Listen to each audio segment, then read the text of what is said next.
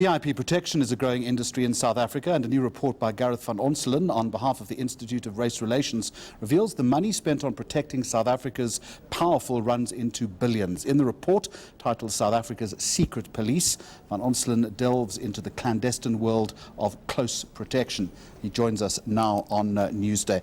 What then would the principal mandate of these VIP protection units, both in the public and the private sector, actually be? What are they tasked with doing? Right. Well, the report only looks at the public sector and the VIP protection services that fall under the South African Police Service. It's governed by a policy called the Risk Assessment Management Policy, which no one has ever seen. It does dictate to certain categories of people that qualify for VIP protection: ministers, deputy ministers, MECs, and so on and so forth. But we don't know exactly how VIP protection is assigned to those people. So how should it be in an ideal world? I mean, I guess depending on seniority within rank, the more important you are, the bigger security threat posed against you, the more blue lights you might have. Well, yes. The assessment is done by the security services, which do a risk assessment of high-profile people, and depending on their susceptibility to some kind of threat, then determine the level of security they would get. However, we don't know how those assessments are done, so what we need is some kind of oversight mechanism in Parliament to determine whether this is done properly or accurately. Why is there reticence in providing that information? Well, SAPS's argument is that obviously because these are high-profile people under serious risk threats, any information in this regard would be problematic to their safety. Some might say they have a point. They do have a point, but if you look at the intelligence services, for example, it does account to Parliament only behind closed doors, but public representatives hold it to account. There's no reason why the same rule shouldn't apply to SAPS. So what sort of money are we talking about here? Well, billions. When the VIP security services first appeared as a line item in 2000, it was around 200 million. This year it'll be about 2.6 billion, and that's a conservative estimate. It doesn't include chartered flights and that kind of thing. Under President Jacob Zuma, his 10 years in charge cost 18 billion, and the first 2 years of Ramaphosa's term are going to be about 5.8 billion, so it's huge. Can you try and break that down? So what I'm starting to see now is not just close protection with, burly men holding weapons and, talking into their wrists. It's the whole gamut around that as well. So you're suggesting it's flights, it's vehicles, it's S&T, it's accommodation, all of that sort of thing.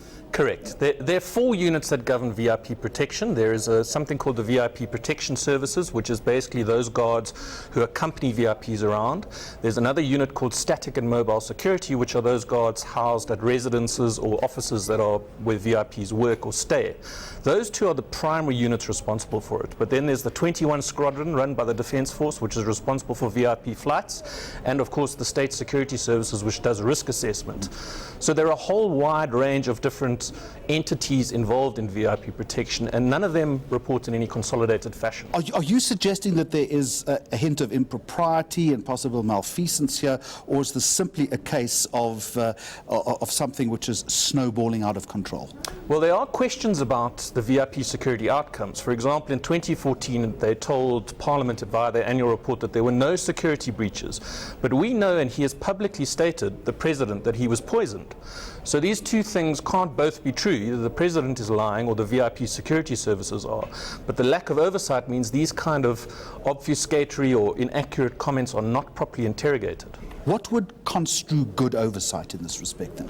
How should that work, given that there is certain confidential information which you've conceded is important, that it isn't made entirely public? You've got to find a balance. Yes, you do. And I think one of the first thing that needs to happen is the protection services as a consolidated unit needs to be called to Parliament to account in and of itself. Whether that happens behind closed doors or not is at the discretion of the portfolio That's never committee. been done? Never been done.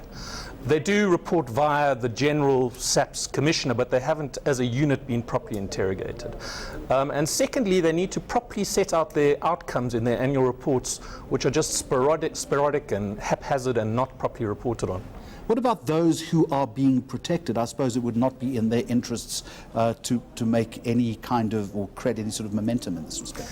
Yes, I think there is a big political problem. I mean, if you look at Jacob Zuma, he's protected by something called the Presidential Protection Unit, and that is housed secretly inside VIP services. We don't know what its budget is, what its personnel is, Business Day reported last year that Zuma had 88 guards protecting him. And it's a political problem if this kind of stuff gets out, because obviously the media will want to know why so much money is being dedicated to such a small group of people. Do you think we're more bloated than other countries?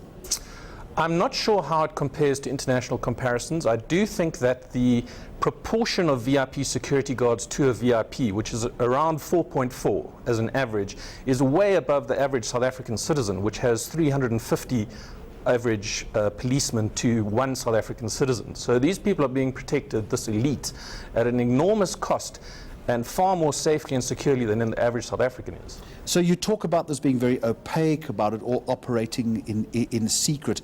Is there a way to circumnavigate this without resorting to legal action? There is, which is for Parliament to call them to account and demand some kind of outcome. With little will that you're suggesting at this point, though? Yes, there is very little will to do it, but there are a lot of categories in which VIP can report that are not compromised. I mean, they do report on outcomes, how many people they protect, the number of residents they look at, how often, how many shifts they do, but those stats are not complete, they haven't been properly interrogated, and as with Zuma's poisoning, are sometimes appear to be false. Gareth van Onselen, thank you very much for joining us on Newsday.